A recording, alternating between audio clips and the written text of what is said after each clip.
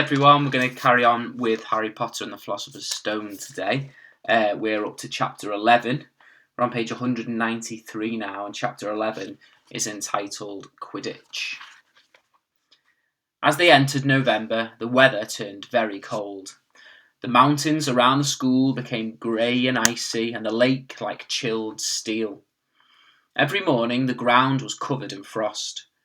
Hagrid could be seen from the upstairs windows defrosting broomsticks on Quidditch pitch, bundled up in a long moleskin overcoat, rabbit fur gloves and enormous beaver-skin boots.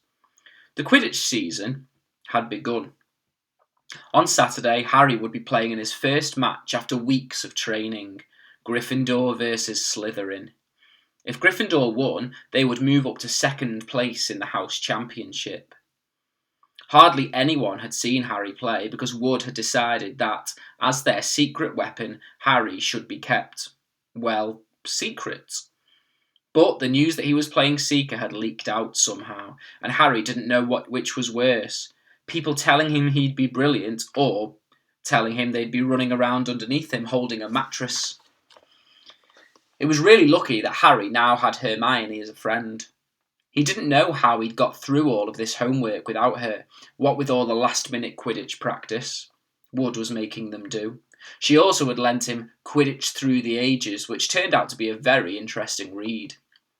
Harry learned that there were 700 ways of committing a Quidditch foul, and that all of them had happened during a World Cup match in 1473. That Seekers were usually the smallest and fastest players, and that most serious Quidditch accidents seemed to happen to them. That although rarely people die playing Quidditch, referees had been known to vanish and turn up months later in the Sahara Desert. Hermione had become a bit more relaxed about breaking rules since Harry and Ron had saved her from the mountain troll, and she was much nicer for it. The day before Harry's first Quidditch match, the three of them were out in the freezing courtyard during break, and she had conjured them up a bright blue fire which could be carried around in a jam jar. They were standing with their backs to it, getting warm, when Snape crossed the yard. Harry noticed at once that Snape was limping. Harry, Ron and Hermione moved closer together to block the fire from view. They were sure it wouldn't be allowed. Unfortunately, something about their guilty faces caught Snape's eye. He limped over. He hadn't seen the fire, but he seemed to be looking for a reason to tell them off anyway. "What's that there, Potter?" It was Quidditch Through the Ages. Harry showed him. "Library books are not to be taken outside the school," said Snape. "Give it to me. 5 points from Gryffindor." "He's just made that rule up," Harry muttered angrily as Snape limped away. "Wonder what's wrong with his leg." "Dunno, but I hope it's really hurting him," said Ron bitterly. The Gryffindor common room was very noisy that evening. Harry, Ron and Hermione sat together near a window. Hermione was checking Harry and Ron's charms homework for them. She would never let them copy. How will you learn? But by asking her to read it through, they got the right answers anyway. Harry felt restless. He wanted Quidditch Through the Ages back to take his mind off his nerves about tomorrow. Why should he be afraid of Snape? Getting up, he told Ron and Hermione he was going to ask Snape if he could have it back. "Rather you than me," they said together.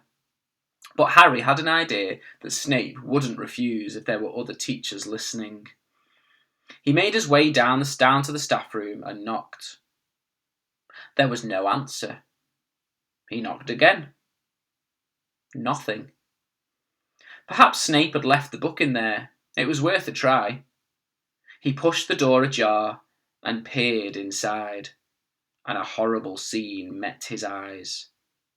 Snape and Filch were inside, alone. Snape was holding his robes above his knees. On one of his legs was bloody and mangled. Filch was handing Snape bandages. "Blasted thing," Snape was saying. "How are you supposed to keep your eyes on all 3 heads at once?" Harry tried to shut the door quietly, but... "Potter!" Snape's face was twisted with fury as he dropped his robes quickly to hide his leg. Harry gulped. I just wondered if I could get my book back. Get out! Out! Harry left. Before Snape could take any more points from Gryffindor, he sprinted back upstairs. Did you get it? Ron asked as Harry joined them. What's the matter? In a low whisper, Harry told them what he'd just seen. You know what this means, he finished breathlessly. He tried to get past that three-headed dog at Halloween. That's where he was going when we saw him. He's after whatever it is it's guarding. And I bet my broomstick he let that troll in to create a diversion. Hermione's eyes were wide. No, he wouldn't, she said. I know he's not very nice, but he wouldn't try and steal something Dumbledore was keeping safe. Honestly, Hermione, you think all teachers are saints or something, snapped Ron. I'm with Harry. I wouldn't put anything past Snape. But what's he after? What's that dog guarding? Harry went to bed with his head buzzing with the same question. Neville was snoring loudly, but Harry couldn't sleep. He tried to empty his mind. He needed to sleep. He had to. He had his first Quidditch match in a few hours, but the expression on Snape's face when Harry had seen his leg wasn't easy to forget. And we're going to stop there, guys. So, a little bit more interesting. The plot thickens. Professor Snape is definitely up to something. But what? We'll find a little bit more out tomorrow. See you later. Bye-bye.